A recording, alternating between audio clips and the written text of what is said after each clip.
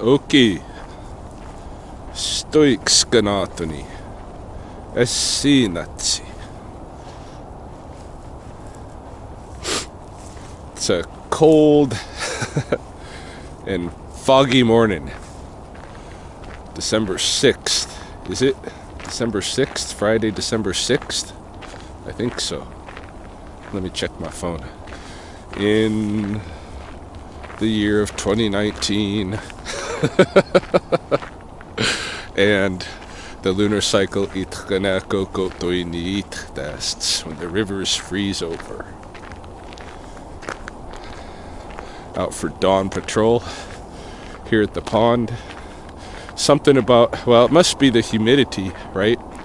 There's humidity because of this. I mean, it is, the fog is the humidity. And so even though it shouldn't feel as cold as it does, it's pretty cold. I'm pretty chilly. Wonder what the actual temperature is. I'm guessing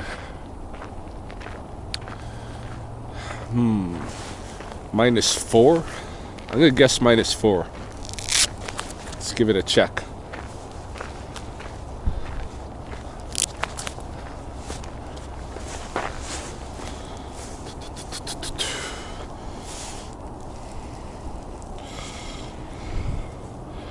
Weather, Lethbridge -2 for real. Huh. Oh, no, I don't want that. Something about the iPhone 10. I'm always accident. Oh, no. This is updated. -6. -6. That's more like it. -2 must have been from checking it the other day. Yeah, 6 below. That's more like it. I was being conservative with 4 below, but it feels pretty cold.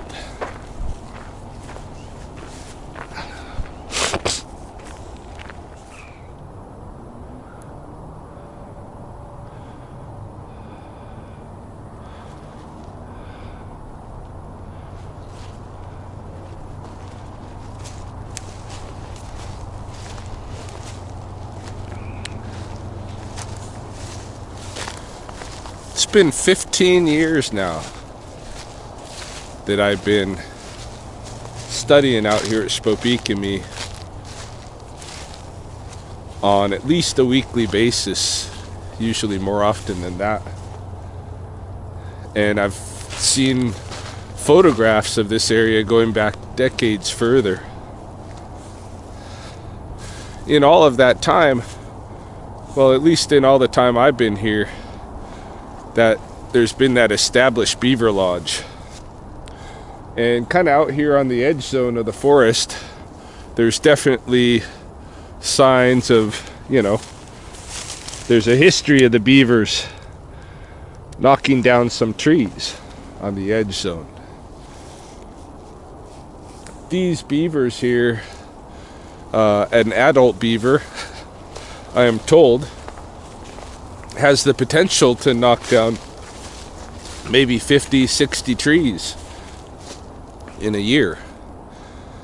And yet, all this time, this forest on this oxbow has remained. While this beaver family, year after year after year, could be knocking it down. They aren't. The city hasn't been trapping here. Somehow or another, this place has found its own balance without having to interfere with the beavers much. I mean, there are trees out here that are wrapped, so there has been some wrapping activity that's gone on out here. Maybe by some of it by city parks, using some of the corrections inmates. And I think some of it's been done out here by like Girl Guides or Boy Scouts or something like this. I don't know whether that's official or unofficial, but I do know that this forest persists. That I don't see the beavers clearing it out anytime soon. I don't see it as under threat. Now maybe that's because the city has, for the last 2 decades, had a culling program going on out on the river that has kept beaver populations in check, because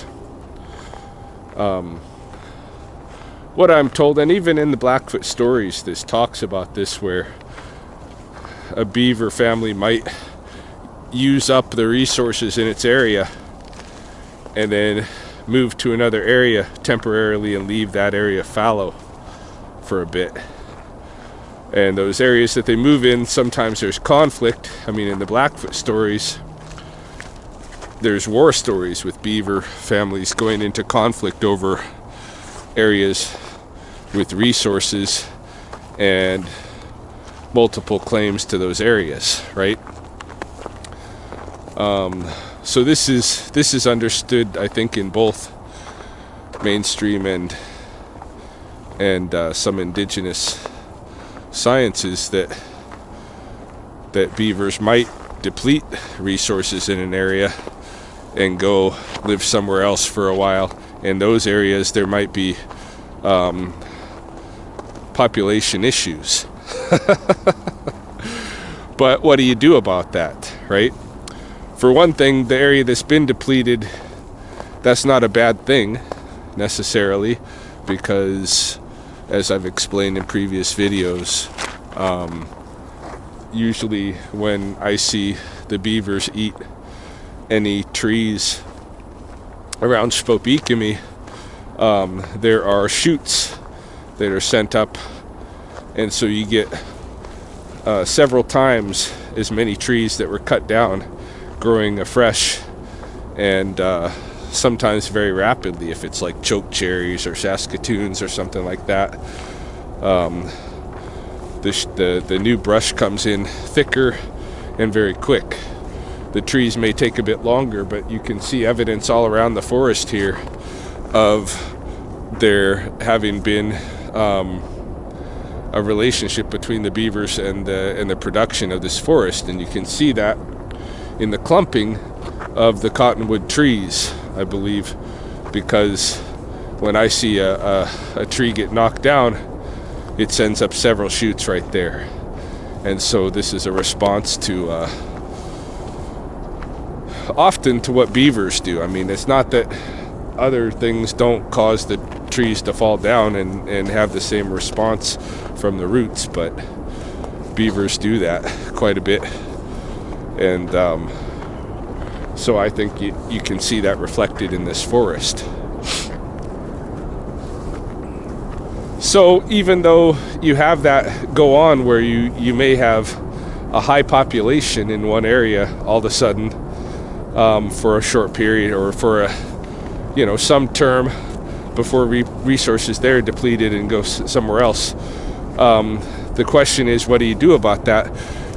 In my opinion, that is nature creating its own balance, the way it's worked forever, and the way it's supposed to work. But in some other opinions, human beings need to get in there and balance that population, to keep things, so that the resources don't get depleted in that area. So that but this is explained in terms of keeping things in balance. Well, in my opinion, part of balance is occasional, like you get these rises in populations and then these drastic falls. That's the wave.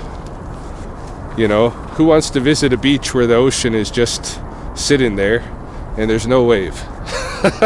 That's part of the energy of the earth, and like nature and reality, that wave. So I'm more interested in catching the wave than trying to create a still pool. Definitely gets me thinking. I don't know about you, but the only reason that we'd want a still pool, the only reason that we'd want to create stasis, the only reason that we would take our, upon ourselves, oh, we need to make the balance, is because we ourselves are not moving. We're trying to sit still. We're urban, right? And in the urban situation here, yeah, people don't want to see all of the trees in our river bottom culled by beavers. Not that that's happening, it's not. But this is part of the fear.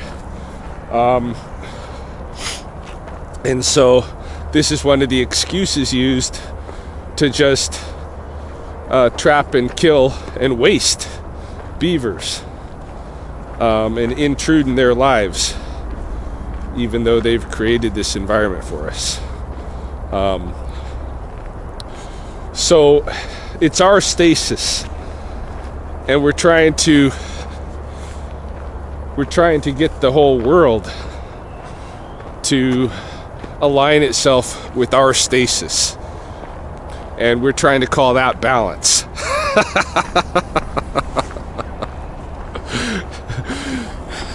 There's a difference between balance.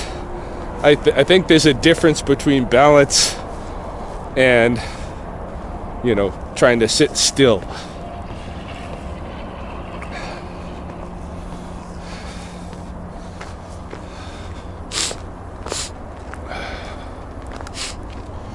Because look what's happening. We're using and abusing our abilities to make some things happen like this, and it's our population that's really out of control.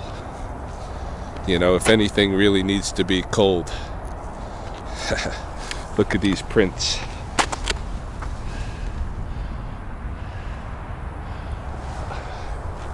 Yeah, it's our population that gets ridiculous, particularly in these static areas. So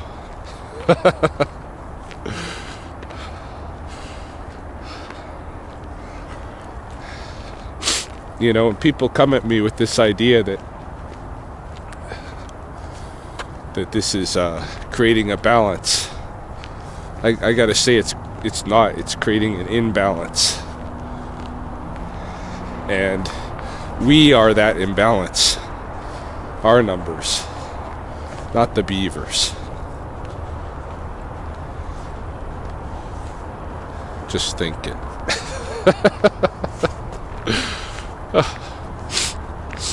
And getting all sniffly. Runny nose from the cold. But that walk kind of warmed me up.